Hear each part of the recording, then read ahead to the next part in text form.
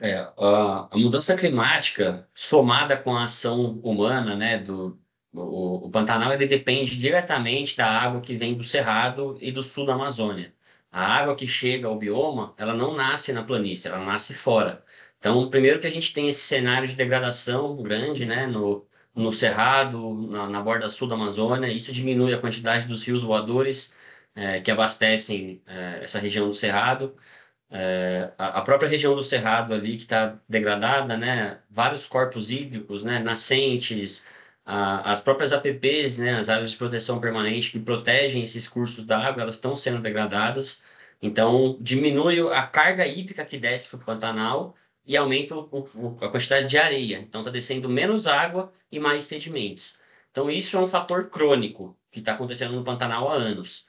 Quando a gente soma isso às mudanças climáticas, né, as mudanças climáticas elas deixam os eventos extremos cada vez mais potentes, elas potencializam eles e deixam mais frequentes.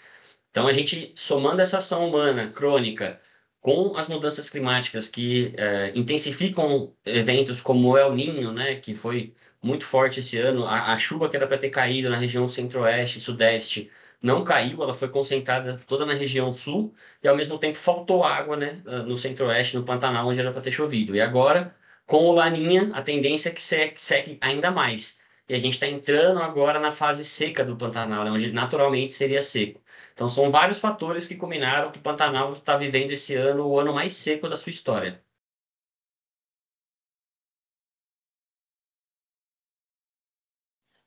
Com certeza. As secas ficam mais intensas, né, com o aumento da temperatura.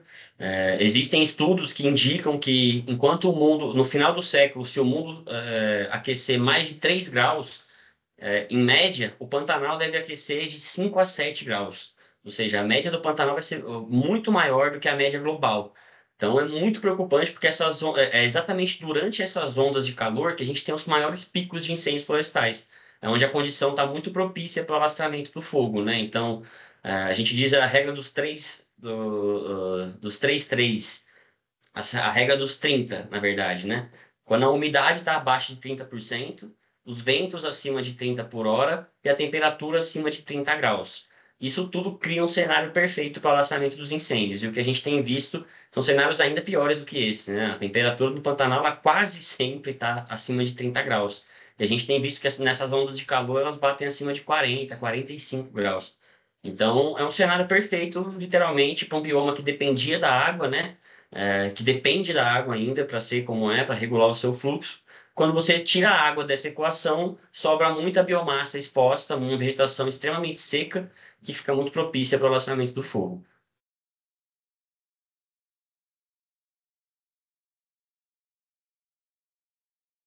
Isso é muito preocupante porque o Pantanal ele passa por esses períodos de cheia e seca naturalmente. Mas geralmente, por exemplo, o Pantanal passava 6 meses do ano com bastante água.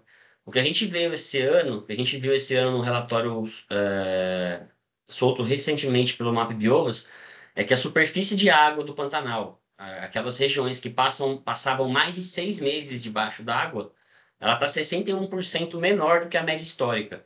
Ou seja, a área alagada do Pantanal, que ficava alagada por grande parte do tempo, está muito menor. E isso, essa seca, né, que geralmente começaria a partir de julho, a gente vê que nem mal teve cheia, nem teve cheia esse ano no Pantanal. Então a seca, ela está perdurando o ano todo, só que os períodos mais secos ainda estão por vir. A gente está começando agora o período que historicamente é mais seco. Então lá para agosto, setembro é o auge da seca. Então esse pouco de água que ainda tem no Pantanal, a tendência é vazar mais ainda, o Pantanal secar mais ainda nos próximos meses. E a nossa preocupação é não só a temporada de seca ter começado muito antes, mas que ela acabe muito depois também. Então, naturalmente, por volta de outubro, começa a chover no Pantanal, começa a estação chuvosa. Só que no ano passado mesmo, 2023, a gente viu incêndios em pleno novembro.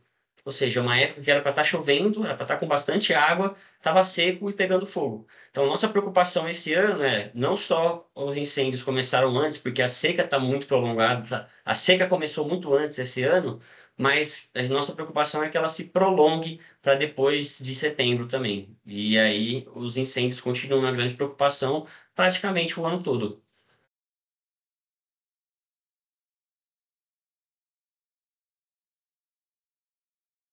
Sim, a preocupação é enorme, né, de que os números sejam batidos. Se a gente comparar o primeiro semestre de 2020 com o primeiro semestre de 2024, esse ano, 2024, foi queimada uma área 150% maior do que em 2020 para esse mesmo período. Isso quer dizer que 2024 vai ser pior do que 2020? Não necessariamente. A gente precisa aguardar até o resto até finalizar o ano para bater esse número. Mas as chances climatológicas são muito altas, né? O clima está muito propício para secar ainda mais, com ondas de calor, ou seja, o fogo vai encontrar um território farto, né, esse ano no Pantanal para consumir a vegetação. Então, a diferença é como vai ser a resposta do ser humano e a prevenção também. Então, até o momento, a gente está, nesse ano, para você ter uma ideia de comparação, em 2020, o ano todo, queimou 3,9 milhões de hectares, que é equivalente a 26% do bioma. É, Esse ano, a gente está em 721 mil hectares. É um número muito menor do que 2020, só que a gente está na metade do ano ainda. A gente ainda tem mais outra metade, que é a metade mais seca do ano.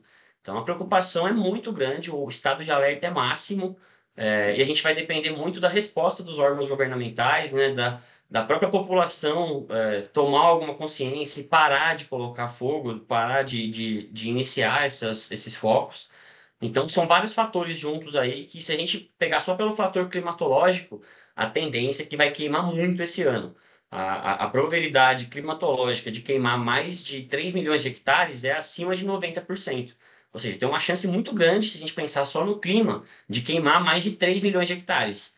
E aí a chance vai diminuindo, tem cenários que podem indicar que vai queimar até 5 milhões de hectares. Mas isso são probabilidades que a gente vai depender de como vai estar sendo a resposta.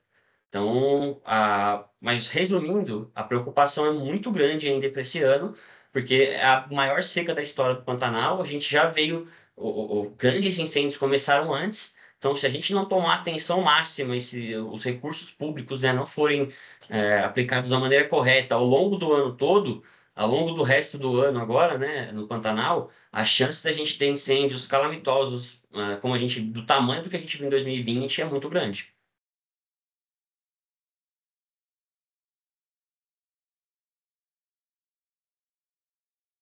Pantanal é um grande berço de biodiversidade, é um grande santuário da vida selvagem. Então, quando a gente vê essas grandes extensões de área sendo consumidas pelas chamas, consequentemente, muitos animais ali estão morrendo. Então, é um impacto direto, não só para os animais que morrem queimados, né, que não conseguem fugir a tempo, mas também tem os animais que conseguem fugir e, quando retornam, eles encontram uma terra arrasada. Eles encontram pouquíssimos recursos para se recuperarem, né, para continuarem a vida.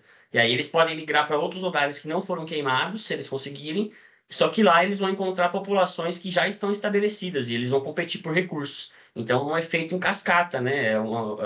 Não é só o animal que morreu queimado ali que está sendo impactado. Toda a cadeia está sendo impactada.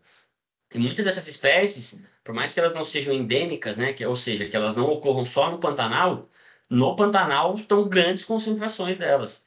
Então, a onça-pintada, por exemplo, é um animal, uma espécie que está criticamente ameaçada na Mata Atlântica, está ameaçada no Cerrado, nem existe mais nos Pampas, está super ameaçada na Caatinga. Ainda tem concentrações boas na Amazônia, só que a Amazônia é muito grande. Se a gente pensar em densidade, né, concentração ali pelo metro quadrado, traduzindo de uma maneira mais simples, o Pantanal é o lugar que tem a maior densidade de onças pintadas do mundo. Então, é um bioma pequeno relativamente comparando a outros biomas no Brasil, só que ele abriga uma quantidade enorme de vida selvagem. E outras espécies que estão ameaçadas em outros biomas também, como a ariranha, a própria arara azul, que só existe no Pantanal, e uma outra porçãozinha pequena da Amazônia, o cervo do Pantanal, enfim. Várias dessas espécies são muito ameaçadas em outros biomas e encontram, sim, abundância no Pantanal. Então, quando a gente vê o fogo passando, né, essa biodiversidade sofre diretamente. Não só a diversidade animal, mas a diversidade vegetal também. Muitas espécies são queimadas e não tem tempo de se recuperar até o próximo fogo passar, e aí com isso vai perdendo-se a janela de resiliência do Pantanal. O Pantanal tem uma certa resiliência ao fogo, porque evoluiu junto com o Cerrado, mas nunca nessa frequência e nessa intensidade. Então, essa frequência e intensidade de fogo estão afetando diretamente a biodiversidade no Pantanal.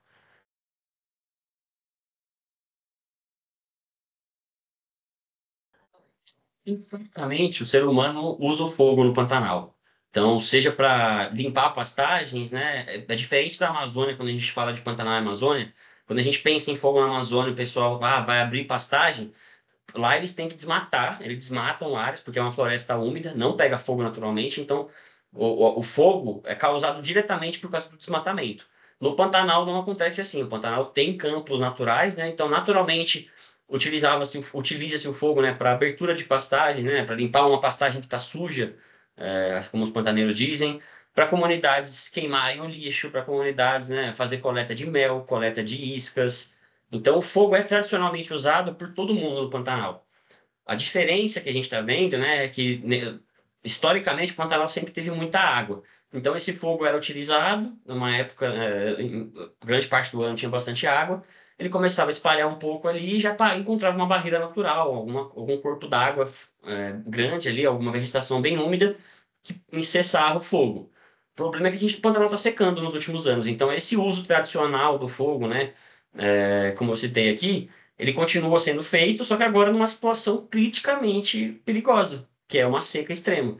Então, é um problema muito grande, porque quem está arriscando esse fósforo é o responsável, por mais que não tenha, às vezes não tenha a intenção de causar um grande incêndio, mas ele está assumindo o risco de colocar fogo em uma época que está muito seco e qualquer foco pode se espalhar rapidamente.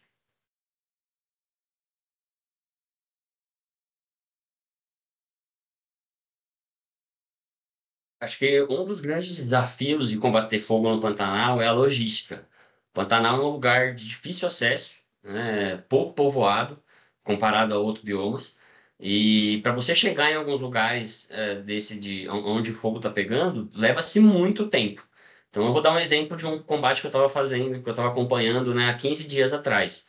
A gente saiu de Corumbá, levamos 3 horas e meia de barco até o porto de uma fazenda que recebeu a gente para ajudar o combate. Aí uma caminhonete foi buscar a gente nesse porto. Foram mais uma hora de caminhonete até a sede da fazenda, onde nós deixamos nossos pertences, só colocamos os equipamentos de proteção, pegamos todos os equipamentos de combate e fomos para o fogo. Aí da sede é mais uma hora de carro até a abertura de uma lagoa, né, de uma baía que costumava ter água, hoje em dia ela está seca.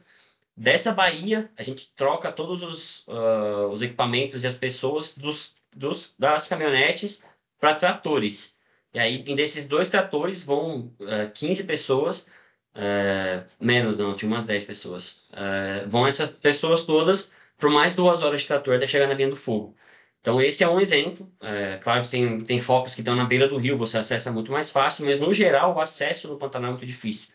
Então, a logística para combater o fogo é muito complicada, para chegar até o foco, para encontrar fontes de água, né, para reabastecer. E é até irônico isso, né? Nossa, você não encontra água no Pantanal? Fora dos rios, você não está encontrando mais. Então, a hora que o fogo está lá para dentro, né, áreas afastadas dos rios, dos principais rios que ainda tem água, você não encontra mais praticamente água para abastecer e para fazer o combate. Então, a logística toda é muito complicada. E um outro fator que é o tipo de vegetação embaixo do solo, né? O Pantanal tem um solo que a gente chama de turfa, que é imagina como se fosse uma camada de bolo. Vários sedimentos, né? Matéria orgânica é depositada no solo, daí tem a inundação, vem areia por cima, aí abaixa e vai cobrindo. Areia, matéria orgânica, areia, matéria orgânica, areia, matéria orgânica. Fica um bolo mesmo, uma camada grossa no solo que tem muita matéria orgânica ali. Quando o fogo pega nessa matéria orgânica, ele pode caminhar por quilômetros e continuar por dias sem você nem ver ele. Porque ele não tem uma ressurgência, ele não solta fumaça. Ele está queimando bem lentamente por baixo do solo, por cima aqui na superfície você não consegue enxergar que está pegando fogo, e ele se alastra. Então, às vezes você faz o combate em uma área e fala, pronto, resolveu por aqui, apagou. No dia seguinte você volta, quando tem calor, o sol voltou a esquentar, né, a temperatura ficou mais quente, esse fogo reigniu. Ele pode encontrar uma ressurgência lá na frente, encontrar oxigênio e voltar a uma labareda e começar o fogo numa outra área que nem tinha queimado ainda. Ou começar o fogo do lado dessa área que você acabou de combater. Então é um desafio muito grande também pelo próprio território e as características físicas do Pantanal.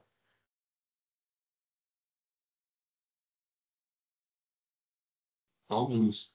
E para os dois lados, tá? Acho que isso é importante dizer. A fake news, ela é ruim para todos os lados.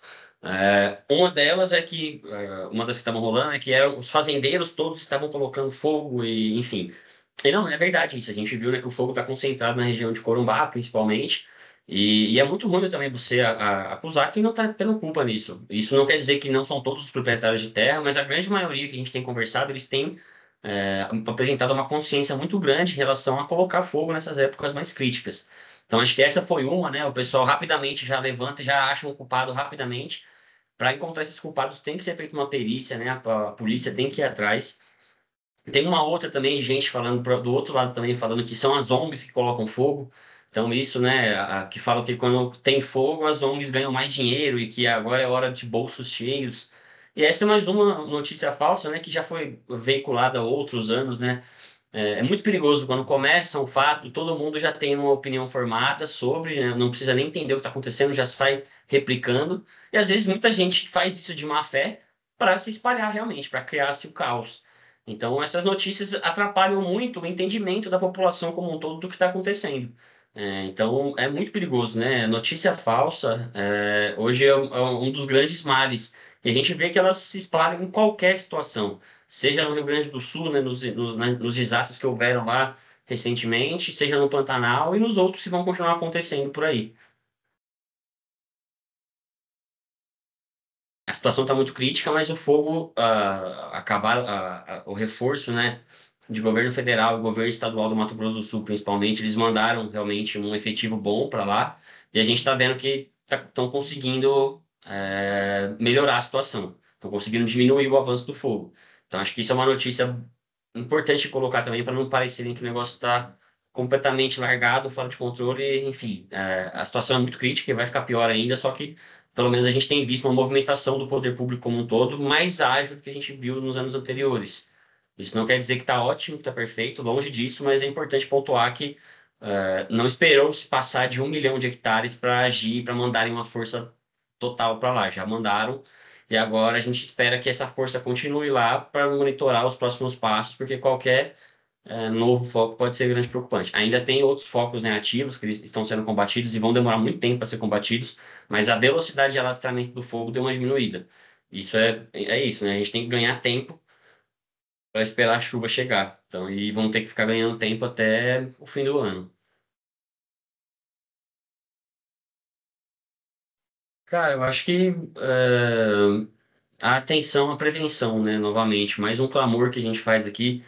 Mais uma vez, a gente tem visto, né, o poder público mais atento à questão da prevenção, mas ainda está muito aquém do que deveria ser. E se a prevenção for trabalhada de maneira eficaz, gasta-se muito menos recursos na hora do combate e perde-se muito menos biodiversidade, como a gente perde na hora do auge dos grandes incêndios. Então, reforçar que a prevenção continua sendo a melhor estratégia, é mais barato e economiza vidas animais, humanas, que não tem preço.